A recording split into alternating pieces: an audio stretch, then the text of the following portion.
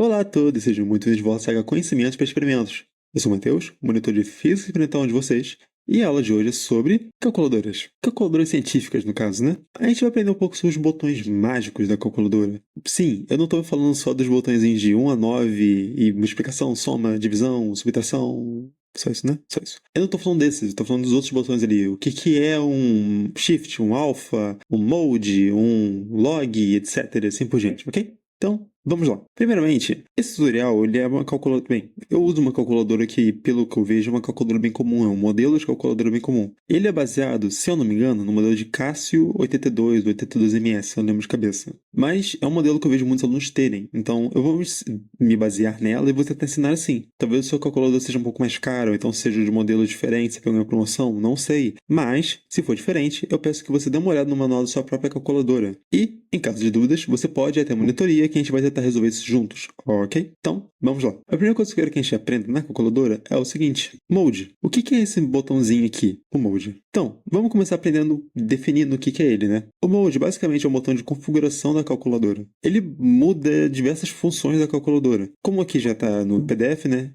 Ele permite mudar o tipo de cálculo, como que ele representa ângulos, né? Então, por exemplo, eu posso mudar meu... Quando eu apertar seno, ao invés... Ops, a calculadora desligou, calma aí. Quando eu apertar seno, ao invés da calculadora entender que eu estou digitando radianos, então, por exemplo, eu poderia digitar 2π e obter 360 graus, né? A gente sabe já de trigonometria, de alguma matéria de trigonometria que você fez na faculdade, que 2π é igual a 360 graus. Mas, para a calculadora, ela não vai saber qual que é qual. A minha calculadora é que eu acho que a luz está atrapalhando aqui. Isso, não sei se vai dar para enxergar, mas tem, deixa eu girar ela um pouco. Isso. Tem um Dzinho aqui em cima, mais ou menos aqui. Tem um Dzinho aqui. Será que eu consigo dar um zoom? Calma aí. Ok, ficou um pouco melhor, mas ainda assim. É um Dzinho ali. Esse D é de degree, ele é de grau em inglês, né? Então a minha calculadora está no modo de graus. Tanto que, se eu digitar agora 90, né? Aperta igual, eu obtive 1. Ou seja, o seno de 90 graus é 1. A gente já sabe disso. E eu botei ela no lado errado. Calma aí, deixa eu digitar a calculadora.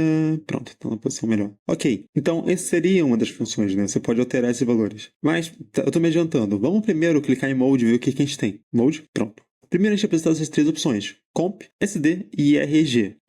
Talvez a sua calculadora tenha mais modos, talvez ela tenha alguns de equação e coisas e tais, eu não sei. Eu sei que Comp é de computação, é o padrão, né? Não sei como é que vai chamar na sua. É um modo que permite cálculos normais, é um modo que eu posso... Esse é um modo que permite que a gente digite 1 mais 1 e aperta igual, 2. Enfim, se não precisa de ninguém, 1 mais 1 é 2. Mas, por exemplo, ele não permite outras coisas, como posso dizer, mais interessantes da calculadora. Ele é um modo bem direto ao ponto. Aliás, talvez você tenha percebido, inclusive, mas na parte de baixo desse vídeo vai ter uma seção de capítulos. Então você consegue acessar o que você precisa ver para cada parte desse vídeo. Então, vamos dar sequência. A gente agora quer ver os ângulos, né? Então, como é que eu posso acessar esses ângulos? Bem simples. Anteriormente eu cliquei em Mode, né? Uma vez. Não foi? Agora foi. Anteriormente eu cliquei em Mode, aí eu obtive esses três botões, né? Eu posso clicar 1, 2, 3 para ir em cada um desses. Mas, se eu apertar novamente, não foi de novo, meu Deus. Agora foi. Eu tenho DAG, RAD e GRAD. GRA, no caso, né? Não tem grade ali.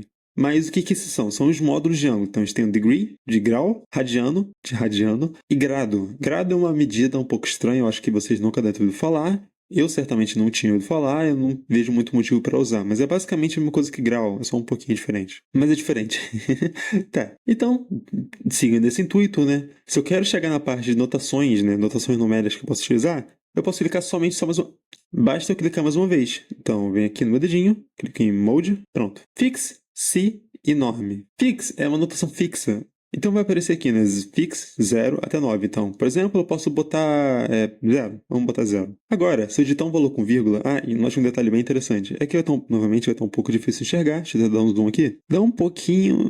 dá bem brevemente, mas em cima da minha lupinha aqui do mouse, você tá vendo que tem um FX.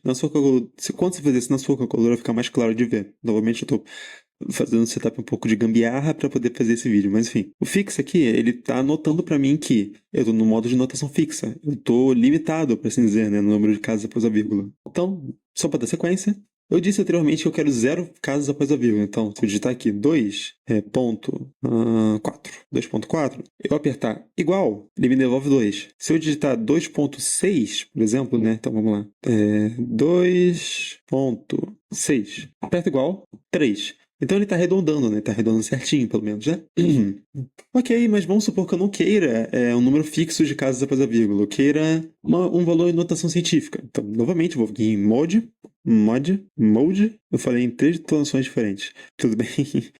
Agora eu vou clicar em sign, né? Então eu vou botar 2. E notação científica ela tem o mesmo problema não, a mesma peculiaridade da notação fixa, né? Que nem dava anteriormente, pois ela tem um número de casas fixos após a vírgula, né? Eu tenho uma notação restrita também, mas agora eu posso usar as potências para representar meus valores. Então, só para dar um exemplo, né? Eu tenho como representar, vamos botar aqui 2 casas após a vírgula. Aí aqui ele já está representando meu valor anteriormente, o valor que eu botei antes, né? De 2,6, em notação científica. Então a gente tem 2,6 vezes 10, tem um 10 bem pequititinho aqui, né? Você consegue ver aqui talvez. E esse 10 está elevado a 0,0. Então, o que ele está acontecendo é 10 elevado a 0, vira 1, então é 2,6 normal. Se eu tivesse, por exemplo, multiplicando ele por... pode ser 1000. 1000. Perto igual? Ok. Agora temos 2,6 vezes 10 elevado a 3. Se eu tivesse um outro valor, por exemplo, um 5 ponto... Tá bom. Aperta igual. A gente tem aqui novamente 5,2 vezes 10 elevado a 0,0. Ele arredondou e viu que não tinha, né? Só um 5, né? Então foi 5,2 vezes 10, tá. Na notação científica, vocês provavelmente já sabem como funciona mais ou menos, né? Ou se não sabe, não usa muito. É um de dois. Geralmente, a segunda opção é a mais comum. Não se usa muito a noção científica no começo da faculdade. Mas, no futuro, isso vai ser bem útil. Então, é interessante você anotar isso mentalmente, porque no futuro você vai precisar disso de novo. E para finalizar, a gente tem o norm. Então, vamos lá. Mode, norm. Norm é a notação normal. Você tem como escolher entre 1 e 2. Eu recomendo vocês botar no 2. É uma recomendação pessoal minha, porque o 1 ele é um pouco mais limitado e ele tende a recorrer à notação científica com mais frequência em momentos que eu acho desnecessário. Então, recomendo clicar no 2. Já está ativo, então agora está representando o valor da forma extensa, por assim dizer, né? Então, só para apagar isso aqui tudo. Vamos agora para a parte mais final, né? A gente tem o display. O display, basicamente, altera como que os valores são representados. Então, eu vou clicar em Mode.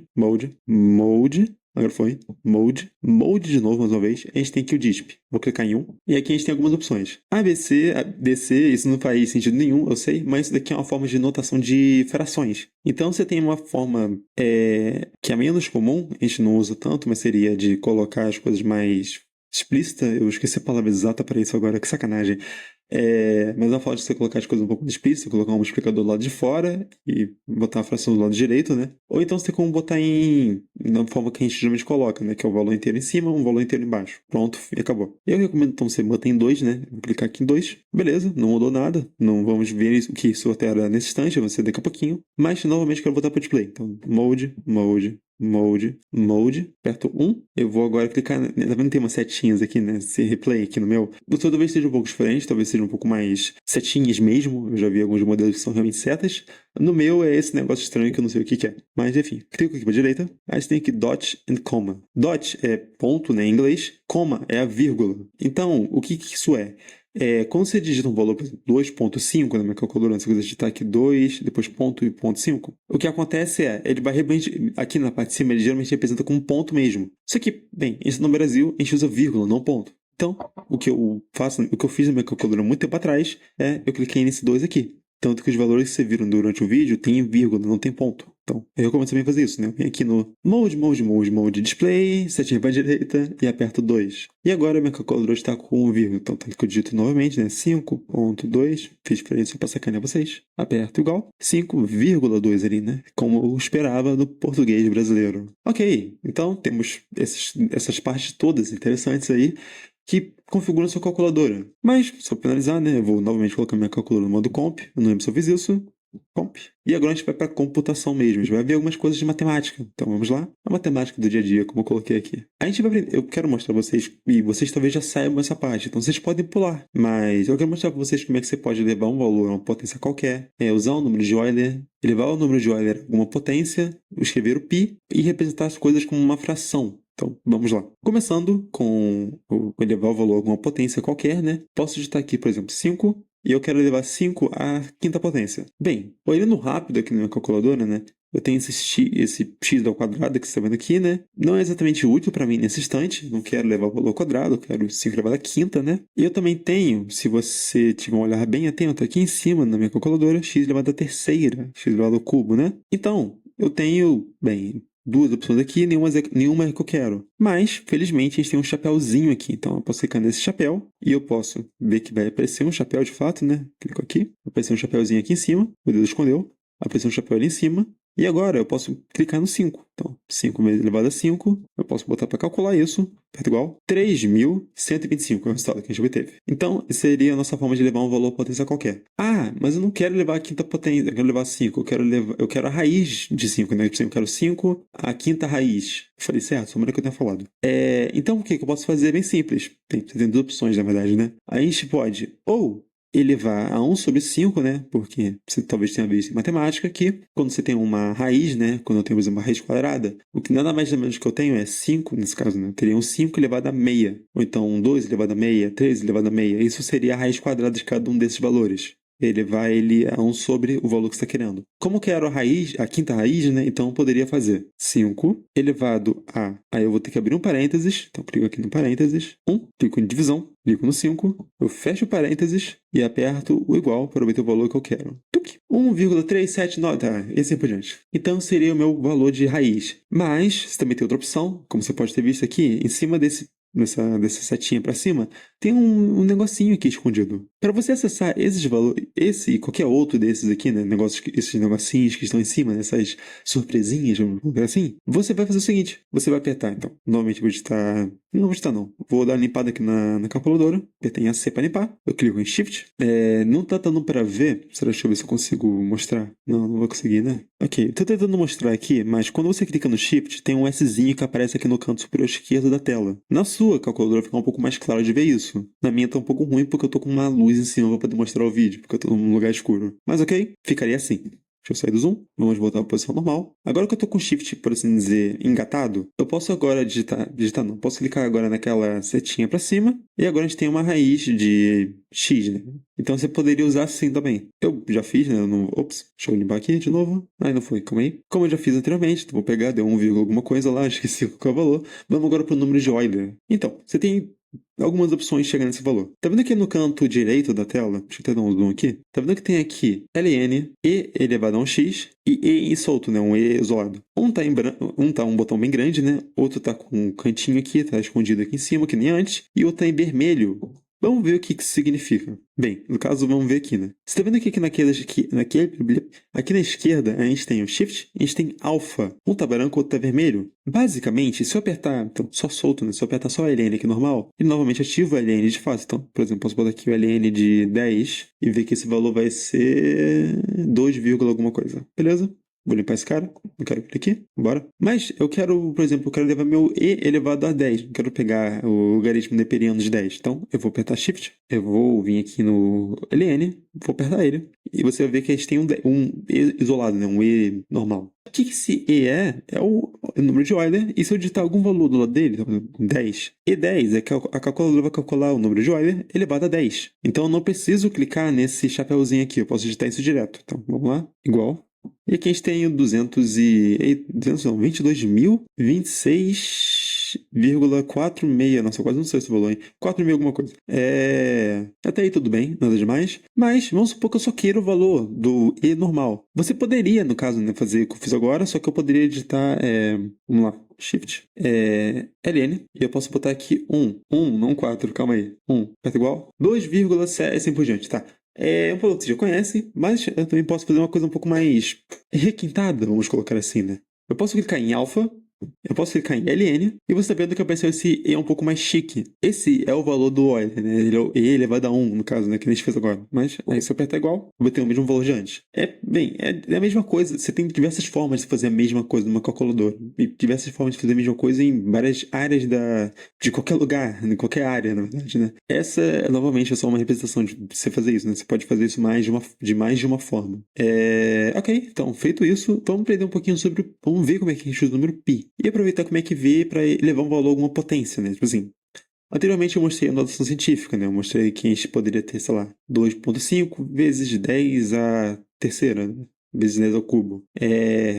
A gente também pode fazer isso para valores normais, não usando notação científica, né? A gente pode pegar um valor e levar ele a algum 10 elevado a alguma coisa. Então, vamos fazer isso, né? Eu quero levar, por exemplo, 7 elevado... E como é que eu elevo? Esse botãozinho aqui. Esse ESP, eu clico nele. Aí tem esse E ali, né? Aí eu posso botar 7 elevado a 10 a quarta. 10 a quarta. Aperto igual. A gente tem, então, 70 mil. Que era o esperado, né? Que é 10 elevado a quarta, vira 10 mil, vezes 7, 70 mil. Ok, nada de novo. Então, esse Ezinho, ele é basicamente como se estivesse escrevendo 7 vezes 10 elevado a 4. Aperta igual, eu obtenho o mesmo resultado. Ok, tudo bem, tá aí. Aperta igual não, pega para limpar. E agora o número pi, bem simples. Aperta o Shift e eu aperto o ESP. Ué, como é que isso apareceu? Se você olhar, deixa eu até chegar um pouco pra frente. Se você olhar aqui, você tá vendo que tem um pi em cima desse ESP, né? Então é a mesma história de antes. Quando eu tenho alguma coisa em cima de um lugar que eu quero, alguma coisa em cima assim de um botãozinho, basta apertar Shift, apertar esse botão, que obtém isso que eu quero, esse valor, essa função, esse seja lá o que for, né? Então, aperta igual.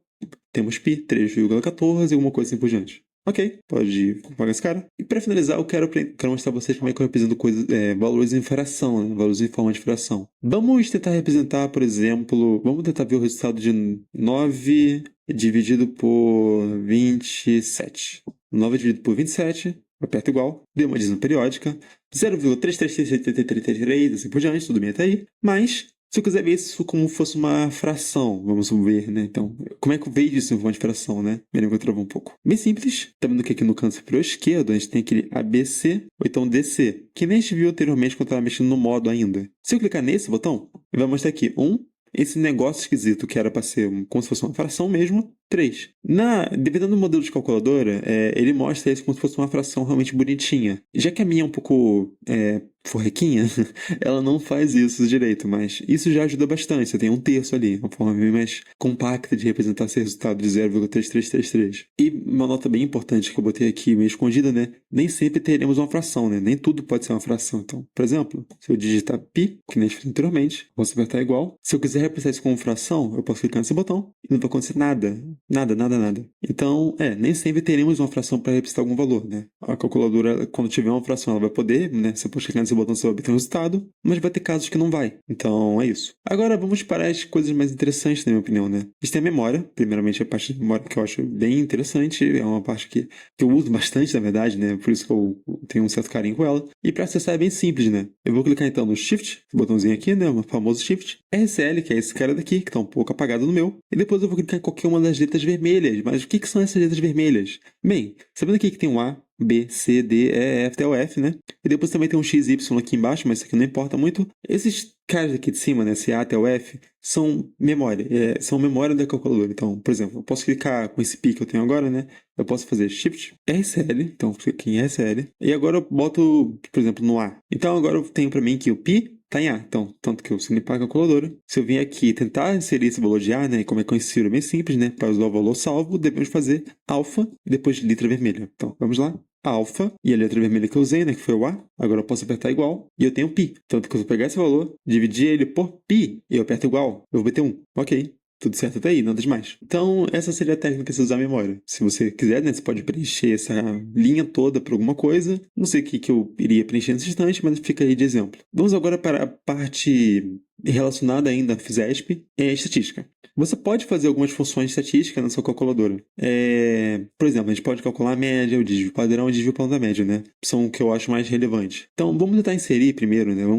A calculadora, para fazer uma estatística assim, né? Ela precisa de valores na sua memória. Então, o que eu quero dizer com isso é, da mesma forma que a gente fez para salvar valores aqui do A até o F, a gente precisa salvar dentro da memória da calculadora alguns valores estatísticos para a gente fazer a média, um desvio padrão, o desvio plano da média, né? Então, vamos lá. Eu vou clicar agora em Mode, eu vou agora em SD, como está escrito aqui em cima do PDF, né? A gente tem Mode e a gente tem o SD. Então, não fiz nada aqui de novo, né? Nada está escrito no PDF. E esse PDF vai ser disponibilizado na descrição do vídeo. Eu quase esqueço de falar isso. Mas vamos que vamos. Então, agora a gente vai tentar inserir esses valores aqui. 2, alguma coisa, 3, sei lá o que, 5, sei lá o que lá, 6, não sei o que, assim por diante. Eu Vou inserir o primeiro aqui só para mostrar como é que funciona. Eu peço que vocês façam isso na sua calculadora também, né? Para vocês aprenderem como é que faz. E o resto dos valores eu vou inserir sozinhos aqui, porque é um pouco ruim de digitar da forma que tá aqui, né? E agora que eu percebi, isso aqui tá torto tem um mó tempão, né? Ops, erro meu. Enfim, eu vou inserir aqui o primeiro valor. Então, vamos lá começar com 2.412. Ah, a ordem importa? Não. Quer saber? Só para ser diferente, então, eu vou fazer com o último valor. Então, vamos lá. 9 ponto. Agora temos 6, 7, 1. E agora, para salvar esse valor na memória da calculadora, como está escrito aqui embaixo, né? Apertamos M+. O que é M+?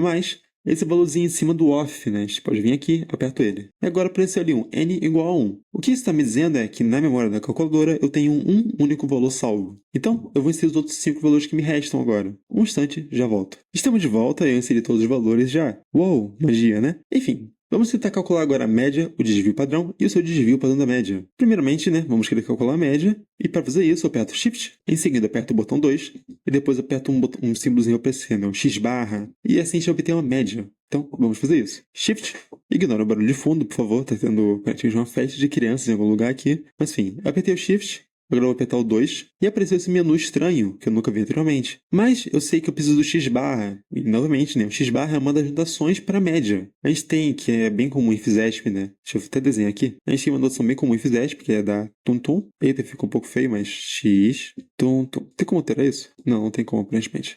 Enfim, a gente tem essa notação, né, que você fica meio que entre colchetes, é a palavra? Entre chaves, não, entre chaves. Tomara que seja chaves. Ou então, né, você tem essa notação que é com X barra, que nem a gente fez agora. Ok, então, deixa eu pegar esse cara daqui, já serviu meu exemplo. Vamos agora fazer o cálculo. Eu aperto agora 1 e eu posso apertar igual. E assim eu obtive minha média de 6,011. Talvez seja um pouco diferente da sua, porque talvez eu tenha digitado algum valor errado aqui. Eu fiz meio rápido, tá? Eu devo admitir. Mas eu acho que tá certo. Ok? Feito isso, a gente vai repetir o processo e calcular o desvio padrão. Ah, e como é que eu vou saber esse valor de novo? Eu esqueci o valor. Você pode novamente repetir essa etapa. Mas enfim. Então eu vou apertar Shift, aperta 2 de novo, depois eu vou segurar esse X, sigma, n, menos 1. E a gente vai obter o desvio padrão que a gente usa em Fizesp, o desvio padrão amostral. Então, vamos lá, Shift 2, apareceu aquele menu novamente, e agora eu vou apertar o X, sigma, n, menos 1. Então vamos lá, 3, e aperta igual. Ah, Matheus, eu utilizei o desvio padrão errado, eu usei o XN normal. Tá errado. Sim, você utilizou o desvio padrão amostral, não, perdão. Você usou o desvio padrão populacional. A gente não trabalha com populações em Fizesp. A gente sempre pode aumentar o tamanho da nossa amostra. Então, a gente não pode usar ele. Tem que ser amostral, tem que ser XN-1, ok? Enfim, esse é o nosso desvio padrão. E agora, usando esse valor, a gente pode dividir ele por raiz, Shift, 1 mais N. Eu vou explicar o que isso é, mas vamos lá. Esse seria o desvio padrão da média. Esse seria a gente pegar a raiz do número de dados. Ah, eu sei que meu número de dados foi 6, né? Olhando aqui em cima, eu sei que foi 6. Mas vamos supor que você estivesse trabalhando com, sei lá, 23 dados e você tinha esquecido que você trabalhou com 23 dados. Você só lembrou de colocar todos os valores. Aí você vai ter que usar essa função, né? Você vai ter que usar essa função que eu vou mostrar aqui agora. Eu vou primeiro clicar em raiz e você tá vendo que agora virou um ANS, né? O que é isso? ANS é de answer, é de resposta em inglês. E isso vai pegar o valor que estava na memória não, que estava digitado no calculador anteriormente, né? O valor que estava anteriormente era o desvio padrão, né? Esse valorzinho daqui, né? É o 2,68 e assim por diante. E, bem, eu quero dividir ele pela raiz, então vou digitar aqui raiz. Aí eu começo Shift 1 e eu aperto o N. Aperta igual. E agora a gente tem a raiz não, ó, o desvio padrão da média. Sim, eu poderia botar a raiz de 6 ali, mas eu preferi botar com N, que eu acho um pouco mais seguro, né? No sentido de que se você não lembrar o valor, então você não está contado, assim certamente vai te dar o N, o número de dados. E é isso que o N é, né? Eu esqueci de falar isso. N é o número de dados que tem de número total, né? É aquele valorzinho que aparece quando você está digitando cada um dos valores. Ok, então a gente calculou o desvio padrão da média. E com isso eu consigo calcular o intervalo de 95% de confiança, e coisa e tal, e assim por diante. Tudo bem, não vou mostrar isso nessa aula, não é o foco. Vamos finalizar a aula com algo que vocês não necessariamente vão usar em Fizesp 1, porém é útil em Fizesp 2 e em Fizesp 3, e até em estatística, na verdade, né? A regressão linear. Então, a regressão linear é um método que vocês acabam sim vendo em Fizesp 1, porém não é esse método, é um método um pouco mais chique, na verdade, é um método um pouco mais rico. Ele leva em consideração incertezas em Y, então é o MQ, né, que eu falei anteriormente. Esse método que eu vou mostrar para vocês é um pouco mais simples, ele não leva isso em consideração, ele na verdade é bem direto ao ponto.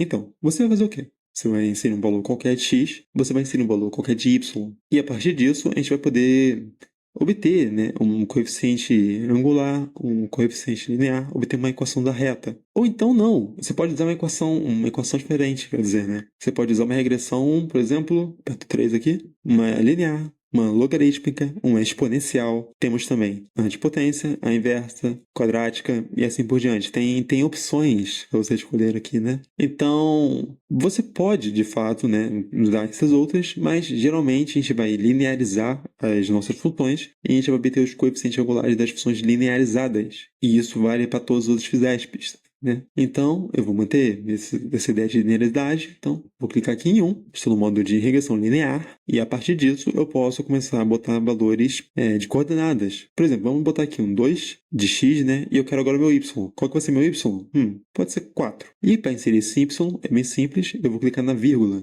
Ué, Matheus, que vírgula? Como assim vírgula? Não é só ponto? Sim, para números, né? Para a gente fazer números na calculadora normal, é só ponto. Porém, a gente tem essa vírgulazinha aqui. Esse carinha aqui é o que vai permitir que a gente bote um Y. Então, eu vou clicar nele. Vamos lá. E agora eu posso digitar 4. Então, eu tenho 2,4. Em termos de calculadora, o que eu tenho é um x igual a 2, y igual a 4. Posso clicar em M+, agora, né? M+, e ele salvou. N igual a 1. Vamos botar mais um dado, só para ter um exemplo agora, né? Então, vamos botar aqui 5, botar vírgula, 8.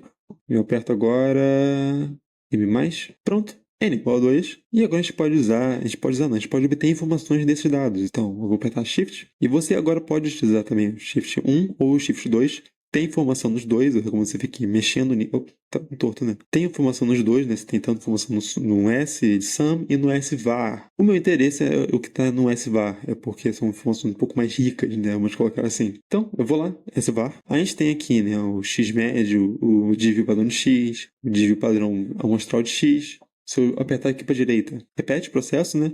Eu tenho a média em Y, o desvio padrão de Y, aperto para a direita de novo. A gente tem A, B e o R. A é o coeficiente linear, né? É o quão distante da reta ele está em x igual a 0. B é o coeficiente angular, né? Como inclinada a reta está. E R é o coeficiente de... Não é coeficiente. Esqueci a palavra.